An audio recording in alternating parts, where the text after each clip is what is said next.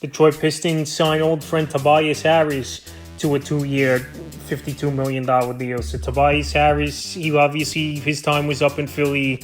They wanted to make a big splash, and they did, signing Paul George, but quickly signs on with the Pistons at $26 million a year. So Harris, him and Cade Cunningham most likely be the top two guys in Durant on this roster for the Pistons. And this was a rumor for the few weeks that Harris would most likely go to Detroit, where they have the most cap room this season. 17.2 points a game last year, 6.5 rebounds, 3.1 assists, a steal, 1.3 threes a game, and 48% from the field. So I think his usage is going to go up. Obviously, he's not playing with Tyrese Maxey, Joel Embiid, Buddy Hield, and Kelly Oubre, guys that obviously he had to take backseat to some of those players in Philly, where over here in Detroit, he could get back to 20 points per game and about 7 rebounds with a 50% field goal percentage with 1.5, 2 threes a game, I believe, is Harris. So this is a good landing spot.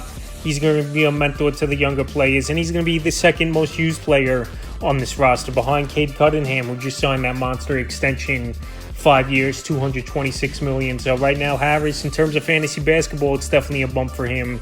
But in terms of competing for a championship, obviously, this Piston team a long ways away. After 1 year, Monty Williams, they fired him. JB Bickerstaff, the head coach.